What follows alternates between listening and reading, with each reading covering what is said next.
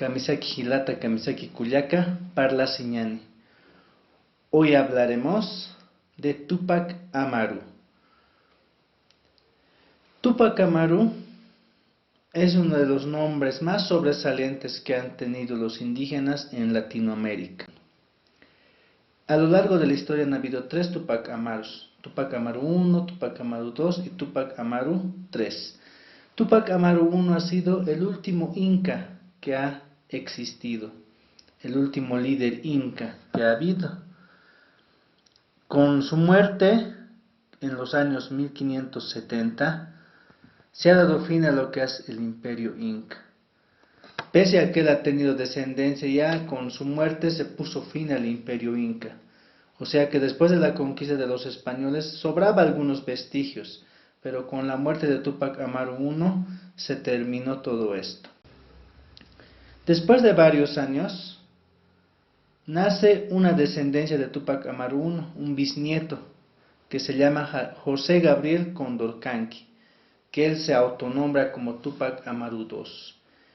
Y él empieza una revuelta, una rebelión, el 4 de noviembre de 1780 contra el imperio español, para que se liberte a los pueblos indígenas, específicamente hablando a los descendientes del Inca, que se libere ese pueblo. Entonces, pese a ese movimiento, llega al fracaso. ¿Por qué? Porque todo lo que es el imperio español apresa a los seguidores de Túpac Amaru II, los apresa. Entonces, se pone fin a lo que es a la rebelión de Túpac Amaru II. Lamentablemente, lo apresan a él y hacen un intento primero, donde le atan con 4 caballos para matarlo, lo cual no surte. Entonces, ¿qué hacen? Como no funcionó eso, lo matan a hachazos, lo descuartizan a hachazos a Túpac Amaru II. Delante de su esposa Micaela Bastidas lo matan a Túpac Amaru II el 18 de mayo de 1781. Y eso ha sido una de las represiones más grandes a un movimiento indígena. Uno pensaría que la muerte de Túpac Amaru II iba a ahogar los gritos de libertad de los indígenas, pero no ha sido así. Muchos líderes, como en Bolivia, Túpac Katari y otros, al ver esa rebelión de Túpac Amaru, se han inspirado y se han dado de cuenta que tienen que luchar por sus derechos. Entonces, por eso es muy importante lo que ha hecho Túpac Amaru II, no solamente para la libertad del Perú, sino es para la libertad de muchos pueblos en América Latina, más que todo en la parte del altiplano, como es el caso de Bolivia. Han pasado varios años y en el año 1845 apareció otro líder de apellido Bustamante, quien se hace llamar el Túpac Amaru III, quien al empezar primero siendo diputado, luego al subir a la prefectura del Cusco, se ha dado de cuenta de que muchos indígenas, muchos campesinos sufrían el abuso de los criollos. Entonces, al ver esa situación, hace una revuelta en contra de esos abusos. La lucha ya no era con los españoles, la lucha ya era con los descendientes de los españoles que se habían quedado en las tierras que ahora ya eran independientes del reino español. Pero sus movimientos no ha agradado a varios líderes de su partido político. Entonces él empieza a tener sus ejércitos campesinos para empezar una revuelta para refundar el imperio inca. Y una de sus arengas o propuestas era que para que se refunde el imperio inca tenía que hacerse desaparecer al hombre blanco. Esa era la situación. Entonces, como serían amenazados las élites de poder en Perú, comenzaron a tratar de eliminar, tratar de ahogar este movimiento.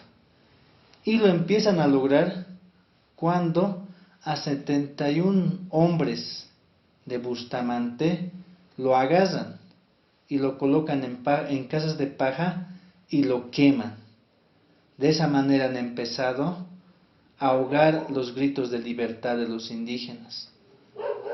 Entonces, como ya era una batalla armada, lo apresan a él, luego lo empiezan a llevar a una plaza y lo empiezan a colgar de los pies y lo apalean y muere decapitado.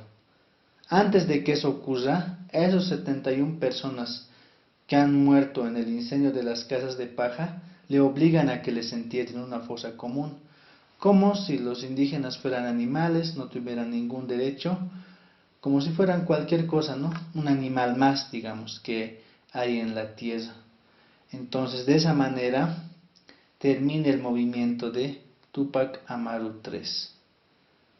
Entonces, esos han sido la lucha de esos 3 líderes indígenas que han llevado el nombre de Túpac Amaru. Cuando yo era niño al leer estas historias siempre me fascinaban y decía, ellos han luchado, aunque su lucha al final no han podido ellos disfrutar de los resultados de su lucha.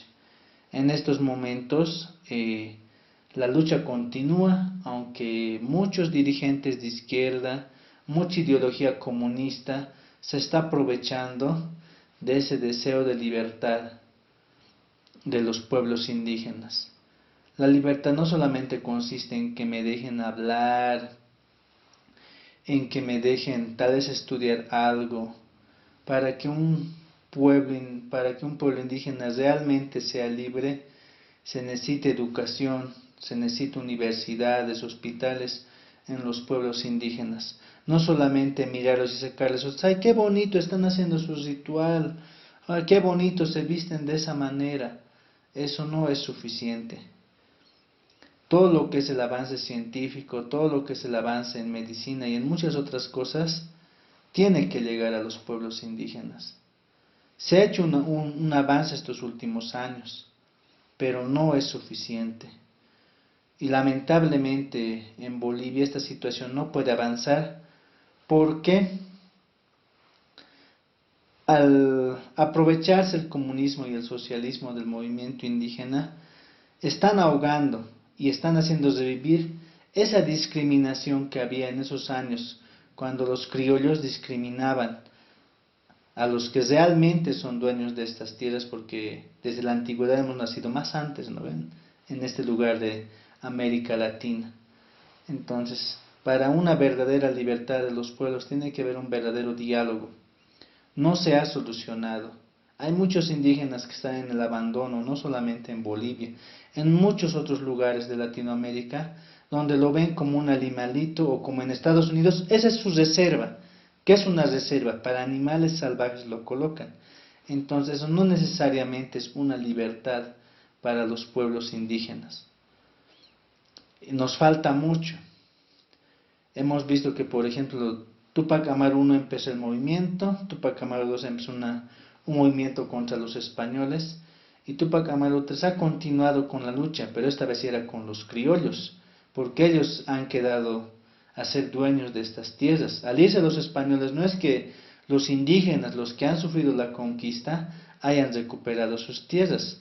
Los criollos simplemente han seguido dominando, ¿no?, y siguen dominando en muchos ámbitos, lo cual genera malestar en muchos indígenas. Entonces, lo que se necesita es una libertad real, más que todo en el ámbito científico, que la educación llegue hasta el último rincón de la selva, hasta el último rincón de la sierra, hasta el último rincón del altiplano, hasta lo más profundo del Salar de Uyuni, hasta lo más profundo del Amazonas, donde hay indígenas. Tiene que llegar la educación y la libertad científica. No envíen cualquier profesor a las provincias. Envían a personas que no conocen. Discriminan. Yo eso siento cuando hay un magisterio rural y urbano, por ejemplo, en Bolivia. Siempre hay un menor nivel de educación en la provincia que en la ciudad. Entonces nos falta mucho para llegar a una verdadera libertad de los pueblos indígenas.